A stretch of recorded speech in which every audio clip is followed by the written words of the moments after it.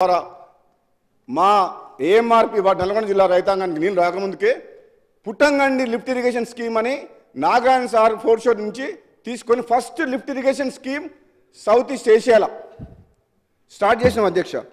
సక్సెస్ఫుల్గా రన్ అయింది. సరే అది అప్పుడు ఎట్లా సక్సెస్ అవుతుందో లిఫ్ట్ ఇరిగేషన్ ఫస్ట్ అని చెప్పి సొరంగ మార్గం 2005లోనే వైఎస్ రాజశేఖర రెడ్డి గారు అప్పుడు సొరంగ మార్గం ద్వారా వాటర్ తీసుకురావాలని చెప్పి శ్రీశైలం ఫోర్ షోర్ నుంచి అని చెప్పి డిసైడ్ చేసి టెండర్లు కూడా పిలిచిండు. ఆ తర్వాత కొన్ని రోజుల తర్వాత లిఫ్ట్ సక్సెస్ అయిన తర్వాత ఏం డిసైడ్ చేసిందంటే మా జానారెడ్డి గారు అప్పటి నాయకులు సీనియర్ నాయకులు జిల్లా నాయకులు ఇట్లా ఈ లిఫ్ట్ ఇరిగేషన్ బాగా పనిచేస్తుంది కదా, ఈ సొరంగం ద్వారా వచ్చే వాటర్ని 2 లిఫ్ట్ల ద్వారా 2 స్టేజెస్లో డిండికి తీసుకుపోయి ఈ ఫ్లోరైడ్ ఎఫెక్టెడ్ ఏరియా అయిన దేవరకొండకు మునుగోడు నియోజకవర్గానికి 4 లక్షల ఎకరాలకు సాగునీరు ఇవ్వాలని అప్పుడు డిసైడ్ చేసింది అధ్యక్ష. ఆ తర్వాత పరిణామంలో మళ్ళీ ఎప్పుడైతే మన టీఆర్ఎస్ ప్రభుత్వం వచ్చిందో పాలమూరు రంగారెడ్డికి 60 రోజులలో రోజు 2 టీఎంసీలు 120 టీఎంసీ వాటర్ తీసుకొని దాంట్లోకి వెళ్ళి 0.5 టీఎంసీ అంటే 30 టీఎంసీ 60 రోజులలో డిండి లిఫ్ట్ ఇరిగేషన్కి ఇస్తాం. ఈ మునుగోడు దేవరకొండ నియోజకవర్గం బ్యాక్వర్డ్ ఉంది, ఫ్లోరైడ్ ఎఫెక్టెడ్ ఏరియా అని చెప్పి డిసైడ్ చేసిండు.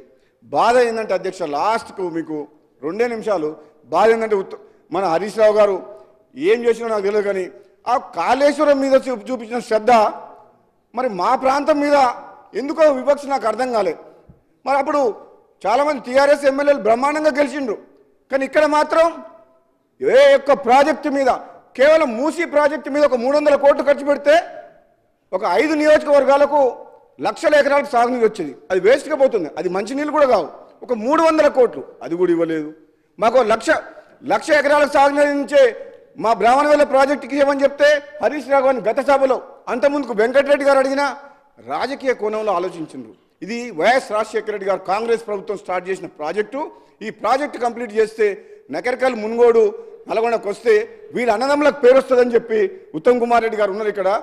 80% కంప్లీట్ అయింది అధ్యక్ష. 2014 నాటికి కంప్లీట్ చేయలేదు. అది ఈ 10 ఇయర్స్లో కూడా కంప్లీట్ చేయలేదు. ఇప్పటికి కూడా ఇంకా రైతులకు నీళ్ళు ఇస్తలేరు. 80% అయిన ప్రాజెక్టు కూడా. ఇక మూడోది అన్నిటికంటే గొప్ప విషయం, ఈ ప్రాజెక్టులు కాంట్రాక్టర్ల కోసమా రైతుల కోసమా అని ఒకసారి ఆలోచన చేస్తే అధ్యక్ష, మా డిండి లిఫ్ట్ ఇరిగేషన్లో 7 ప్యాకేజీల కింద మా మునుగోడు దేవరకొండకు 6,000 కోట్ల రూపాయలు అడ్మినిస్ట్రేటివ్ శాంక్షన్ ఇచ్చి 7 ప్యాకేజీలకి ఇట్లా టెండర్లు పిలిచిండ్రు. కాంట్రాక్టర్లు వచ్చిండ్రు.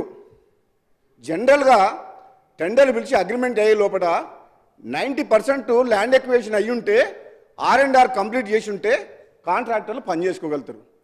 ల్యాండ్ ఎక్విజిషన్ లేదు, R&R లేదు. 7 ప్యాకేజీల కింద 6,000 కోట్లకు టెండర్ పిలిచిన అధ్యక్ష. ఏం తొందర కొట్టుకుపోయిందని చెప్పేసి హడావుడిగా రైతులని ఊర్లు కాల్ చెప్పడం 2013లో పార్లమెంట్లో తెచ్చిన యాక్ట్ కాదని, ల్యాండ్ ఎక్విజిషన్ కాదని జీవో నెంబర్ 123 తీసుకొచ్చి 30 లక్షల రూపాయలకి ఎకరం ఉన్న భూమిని 4 లక్షలకు 5 లక్షలకు రైతుల దగ్గర గుంజుకున్న అధ్యక్ష. పోలీసులను పెట్టి కాంట్రాక్టర్ల కోసం అని చెప్పి రిజర్వాయర్లు కంప్లీట్ చేసిండ్రు. రిజర్వాయర్లు పని నడిపించిండ్రు. ఒక 7-8 ఊర్లు మా శివనగూడెం రిజర్వాయర్ కింద, మా కృష్ణాంపేట కింద పోని వీళ్ళు త్యాగం చేస్తే, వీళ్ళు కష్టపడితే, వీళ్ళు ఊళ్ళో వదిలిపెట్టి భూములు వదిలిపెట్టి పోతే ఎమ్మటే ప్రాజెక్టులకు నీళ్ళు వచ్చి రైతులకు న్యాయం జరుగుతుందంటే నిజంగా చేసిన పని అధ్యక్ష. ఆ రిజర్వాయర్లకు వాటరు వచ్చేటందుకు హెడ్ వర్క్స్ పాలమూరు రంగారెడ్డి నుంచి నార్లాపూర్ మెయిన్ సోర్స్ అక్కడి నుంచి తీసుకురావాలన్నా, దాని నెక్స్ట్ రిజర్వాయర్ ఏదుల, దాని తర్వాత వట్టెం, ఈ 3 దగ్గరికి వెళ్ళి తీసుకురావచ్చు.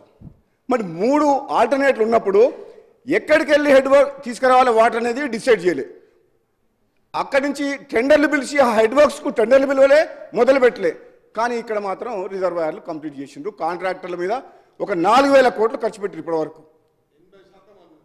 అధ్యక్ష. పైసలు ఇంట్రెస్ట్లకు తీసుకొచ్చి ఆ ప్రాజెక్టులు కట్టి జనమంతా రోడ్ల మీదకి వచ్చిండ్రు. పోనీ వాళ్ళకు నీళ్ళు లేవు, ప్రాజెక్టులు హెడ్ వర్క్స్ కంప్లీట్ కాలేదు. ఈరోజు నేను బాధతోటి ఆవేదనతో అధ్యక్ష, ఇటువంటి తప్పులు చాలా చేసిండ్రు. పాలమూరు రంగారెడ్డిలో కానీ మల్లన్న సాగర్లో కానీ, అసలు మల్లన్న సాగర్ 50 టీఎంసీలు అవసరం లేదు అధ్యక్ష. కొండపోచమ్మ 15 టీఎంసీ అవసరం లేదు అధ్యక్ష. 3 టీఎంసీ ఉన్నది కొండపోచమని ఒక రింగ్ బండ్ కట్టి 15 టీఎంసీ ఒక గంగాలం లాగా తయారు చేసి అది కట్టిండ్రు. అక్కడి నుంచి ఆయన ఫామ్ హౌస్లకు డైరెక్ట్ కాలువ. కొండపోచమ్మ యాక్చువల్గా మా టెక్నికల్గా చెప్పాలంటే అది సేఫ్టీ కాదు.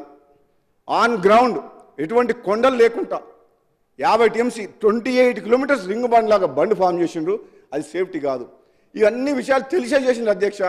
నేను మీ ద్వారా మా మంత్రి గారిని, ముఖ్యమంత్రి గారిని, ఈరోజు తెలంగాణ రాష్ట్రంలో కాంగ్రెస్ పార్టీ వచ్చిన తర్వాత ఉత్తర తెలంగాణ, దక్షిణ తెలంగాణ, ఇది గజ్వేల, సిరిసిల్ల, సిద్దిపేటన అనే వివక్ష లేకుండా తెలంగాణ రాష్ట్రం మొత్తాన్ని అభివృద్ధి చేసుకోవాల్సిన బాధ్యత మన మీద ఉన్నది. కాబట్టి మన ప్రభుత్వం మీద ముఖ్యమంత్రి గారిని, మంత్రి గారిని కూడా అధ్యక్ష నేను మీ ద్వారా ఇస్తున్నా.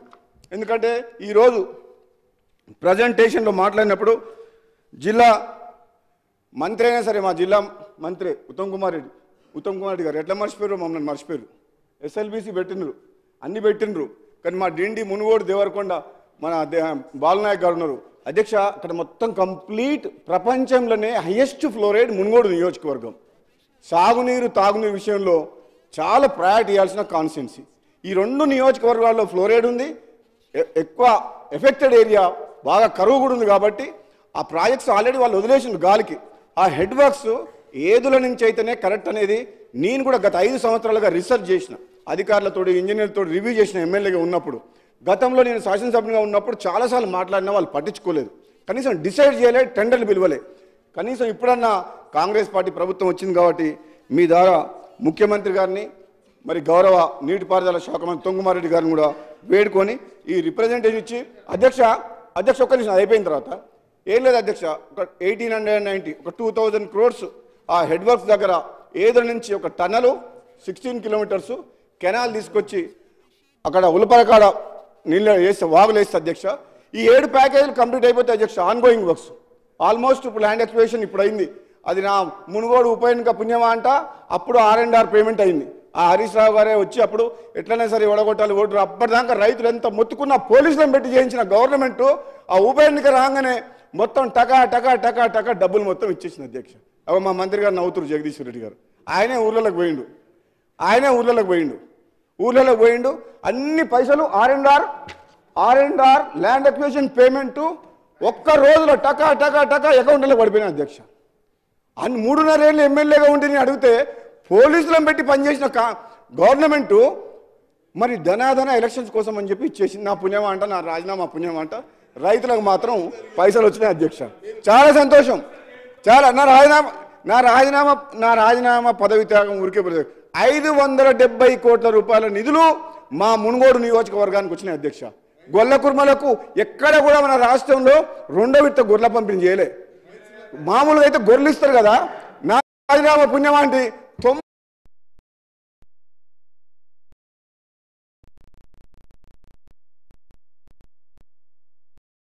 మున్సిపాలిటీకి రోడ్లు వచ్చినాయి. ప్రతి ఊర్లో ₹1 కోటి పెట్టి CC రోడ్లు వచ్చినాయి. పోతే పోయింది నా పదవి 600 కోట్ల రూపాయలు నిధులైతే వచ్చినాయి.